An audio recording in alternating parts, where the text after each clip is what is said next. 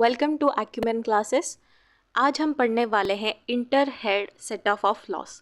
इसका मतलब है अगर आपको 5 हेड ऑफ इनकम में से किसी एक हेड ऑफ इनकम में अगर लॉस हुआ है तो क्या आप उसको किसी और हेड ऑफ इनकम के साथ किसी और हेड ऑफ इनकम के गेन के साथ सेट ऑफ कर सकते हैं या नहीं।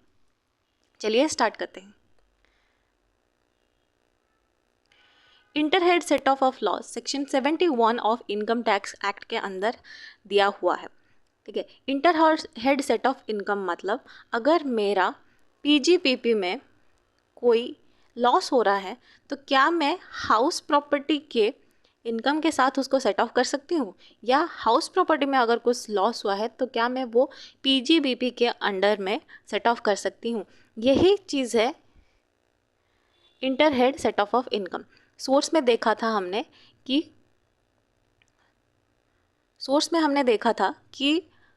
किस तरह से हम सेम हेड ऑफ इनकम के अंडर अलग अलग सोर्सेस में लॉस को सेट ऑफ करते हैं। इसमें हम दूसरे हेड ऑफ इनकम को देखेंगे, इसीलिए उसको कहा गया है इंटर हेड, मतलब दो हेड्स के बीच में। When loss in any head of income other than capital gain and income under the head capital gain does not exist. तो दो क्राइटेरिया होते हैं, जब कैपिटल गेन एग्जिस्ट होता है और जब कैपिटल गेन का इनकम एग्जिस्ट नहीं होता है। ठीक है, जब एग्जिस्ट नहीं होता है तो किसी और हेड ऑफ इनकम के अंडर अगर लॉस हुआ है तो हम उसको कैपिटल गेन्स के साथ सेट ऑफ नहीं कर सकते। ऑब्वियसली अगर इनकम होगा तभी तो हम उसको सेट ऑफ करेंगे, पर किसी और हेड ऑफ इनकम में अगर लॉस हुआ और कैपिटल गेन में इनकम है हमारे पास तो हम उस टाइम पे उसको सेट ऑफ कर सकते हैं उस लॉस को। ठीक है, यही लिखा गया है। बहुत सिंपल सा कॉन्सेप्ट है, आपको बस याद रखना है कि कैपिटल गेन में अगर इनकम है तो सेट ऑफ हो, नहीं है तो सेट ऑफ नहीं हो सकता। अगर इनकम एग्जिस्ट कर रहा है तो सेट ऑफ हो सकता है। ठीक है, ये जनरल रूल है। Now exception to this general rule क्या है कि आपको पहले अपना इंटर सोर्स एडजस्टमेंट करना चाहिए। अगर आपने वो वीडियो नहीं देखा है तो आप पहले इंटर सोर्स एडजस्टमेंट का वीडियो देख लीजिए, फिर ये वीडियो देखिएगा। ठीक है, फर्स्ट हम इंटर सोर्स एडजस्टमेंट करेंगे, उसके बाद अगर हमारा लॉस कुछ बच जाता है किसी में, फिर हम inter head set off loss करेंगे। बट पहले आपको इंटर सोर्स में सारे एडजस्टमेंट करने के बाद फिर आप इंटर हेड में आ सकते हैं, ये उसका एक्सेप्शन है।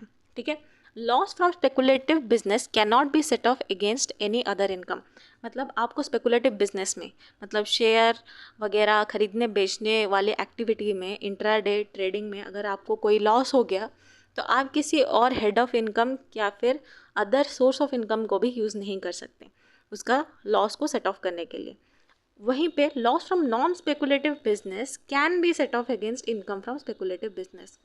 अगर नॉन स्पेकुलेटिव बिजनेस क्या होते हैं, जो बिजनेस जो स्पेकुलेशन से रिलेटेड नहीं है, जैसे कि स्टॉक मार्केट में कोई स्कैम हो गया, ठीक है, जिसकी वजह से आपके पैसे डूब गए, आपको लॉस हो गया, तो वो जो लॉसेस होते हैं वो स्पेकुलेटिव बिजनेस के गेन के साथ आप उनको सेट ऑफ कर सकते हो। ये हमने इंटर सोर्स एडजस्टमेंट में भी सीखा था।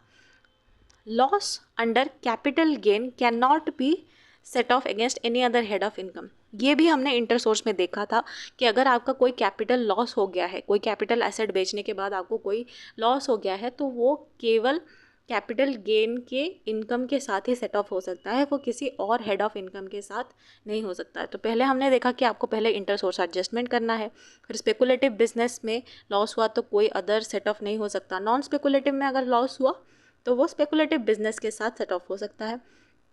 फिर कैपिटल गेन का अगर कोई लॉस है तो वो कोई अदर हेड ऑफ इनकम में हम सेट ऑफ नहीं कर सकते।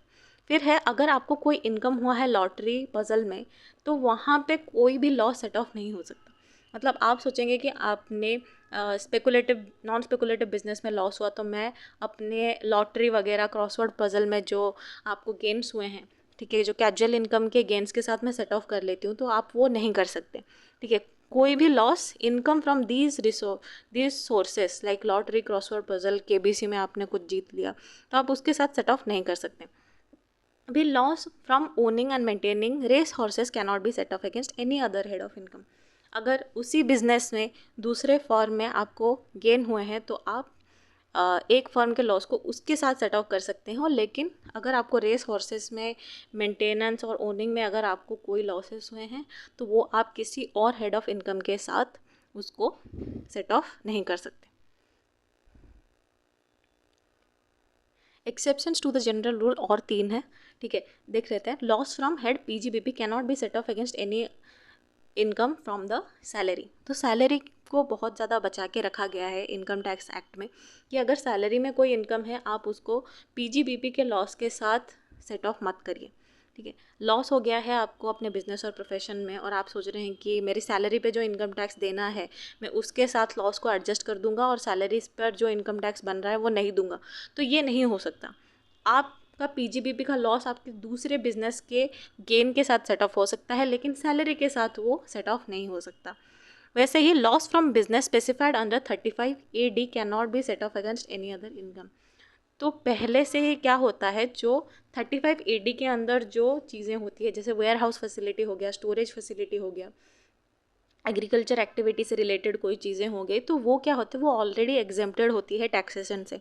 तो अगर इसी में ही आपको कोई लॉस हुआ तो वो आप दूसरी जगह के इनकम को, सपोज सैलरी के साथ आप उसको लगा देंगे, आप फिर बोलेंगे कि मेरी सैलरी तो कम है तो मैं इनकम टैक्स नहीं दूंगा, तो ऐसा नहीं हो सकता है, ठीक है। वो जो लॉस है उसके अंदर आप दूसरे इनकम के साथ सेट ऑफ नहीं कर सकते। Loss under the head house property shall be allowed to be set off against any other head of income up to the limit of 2 lakhs, ठीक है। अगर आपकी हाउस प्रॉपर्टी है उसमें आपको कोई लॉस फेस हुआ है, उसको बेचने के बाद आपको कोई लॉस हुआ है, तो 2 लाख तक का जो लॉस है वो आप दूसरे हेड ऑफ इनकम में, सपोज पीजीबीपी का कोई गेन है आपके पास, तो आप 2 लाख तक उसको सेट ऑफ कर सकते हो, या फिर उतना अमाउंट जितना पीजीबीपी में आपका गेन है, ठीक है। उसके बियॉन्ड अगर होता है, ठीक है, सपोज आपके पास 1,50,000 का ही है पीजीबीपी में, ठीक है, तो 1,50,000 अगर पीजीबीपी में है तो आप पूरे 2 लाख नहीं कर सकते, क्योंकि यहाँ पे क्या है, अप टू लिखा है टू द लिमिट ऑफ 1,50,000। तो आपके पास अगर उतना इनकम है नहीं तो आप करेंगे क्या, तो फिर आप 1,50,000 तक का जो लॉस हुआ है हाउस प्रॉपर्टी में वही आप उसको सेट ऑफ कर सकते हैं। तो बाकी का जो 50,000 है, बाकी का 50,000 जो यहाँ पे, एक्सक्यूज़ मी, बाकी का जो 50,000 यहाँ पे बचेगा, ठीक है, बाकी का 50,000 आप क्या करेंगे, बाकी का 50,000 हमारा जो नेक्स्ट कॉन्सेप्ट है वो होगा जो कि है कैरी फॉरवर्ड, ठीक है। कैरी फॉरवर्ड हम पढ़ेंगे नेक्स्ट सेशन में और इस चीज़ को हम एक्सप्लेन करेंगे नेक्स्ट वीडियो में। Thank you so much.